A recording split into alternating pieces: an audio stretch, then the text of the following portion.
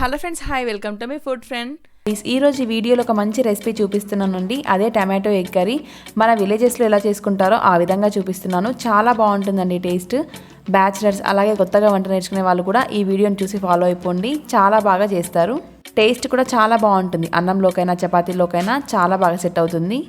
మరి వీకెండ్ మీరు కూడా ఈ రెసిపీని ట్రై చేసి ఎంజాయ్ చేయండి. ఇంకెందుకు ఆలస్యం, మరి ఇంత యమ్మీ అండ్ టేస్టీ టమాటో ఎగ్ కర్రీని ఎలా ప్రిపేర్ చేయాలో చూసేద్దామా.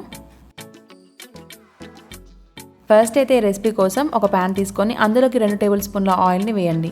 ఆయిల్ వేడెక్కిన తర్వాత 1 టీ స్పూన్ వరకు పోపు గింజల్ని, అలాగే 4-5 కట్ చేసి పెట్టుకున్న పచ్చిమిర్చి ముక్కల్ని, వీటితో పాటే కొద్దిగా కరివేపాకును కూడా వేసి ఒకసారి కలుపుకోండి.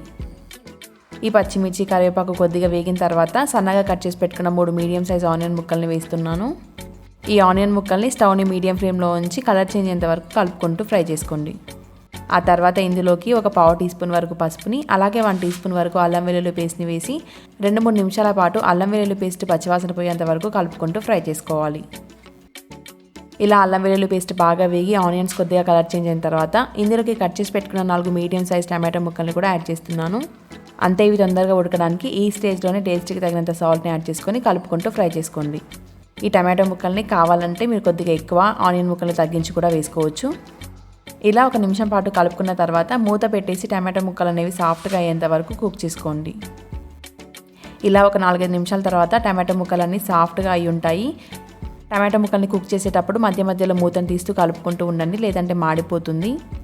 ఇలా టమాటో ముక్కలన్నీ కూడా సాఫ్ట్గా అయిన తర్వాత ఇందులోకి ఒక 2 టేబుల్ స్పూన్లు లేదంటే 1.5 టేబుల్ స్పూన్ వరకు కారాన్ని, 1 టీ స్పూన్ వరకు ధనియాల పొడిని, 1/2 టీ స్పూన్ వరకు వేయించిన జీలకర్ర పొడి, అలాగే ఒక 1/2 టీ స్పూన్ వరకు గరం మసాలాను వేసి ఈ మసాలాలని కూడా ఒక 2 నిమిషాల పాటు బాగా వేగనివ్వండి.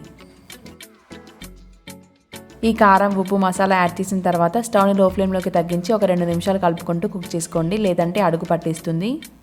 ఇలా మసాలా అంతా కూడా బాగా వేగిపోయి టమాటోస్ కొద్దిగా సాఫ్ట్ అయిన తర్వాత ఇందులోకి 1/2 కప్పు వరకు వాటర్ని యాడ్ చేసుకోండి. ఈ వాటర్ని యాడ్ చేసిన తర్వాత ఒకసారి కలుపుకొని స్టవ్ని హై ఫ్లేమ్లో ఉంచి వాటర్ని బాగా మరగనివ్వండి. ఈ స్టేజ్లోనే ఒకసారి కర్రీని టేస్ట్ చేయండి, ఉప్పు ఏమైనా పడుతుందా లేదా అని చెప్పేసి.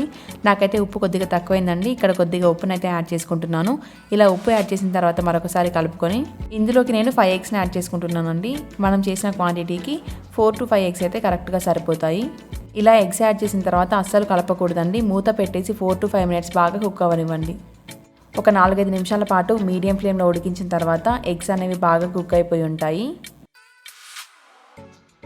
ఇలా ఎగ్స్ ఉడికిపోయిన తర్వాత రెండో వైపుకి కూడా ఫ్లిప్ చేసుకోండి నెమ్మదిగా.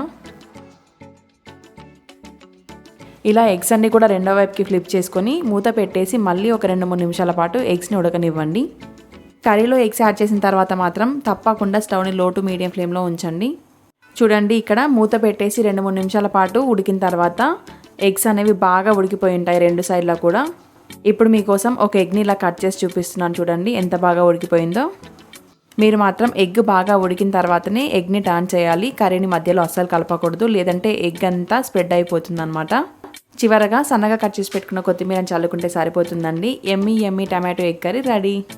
మరి తప్పకుండా మీరు కూడా ఈ కర్రీని ట్రై చేసి ఎలా వచ్చిందో నాతో కామెంట్ రూపంలో షేర్ చేసుకోవడం మాత్రం అస్సలు మర్చిపోవద్దు. ఈ వీడియో కనుక మీకు నచ్చినట్లయితే please do like, share and subscribe to my food friend. Thank you for watching.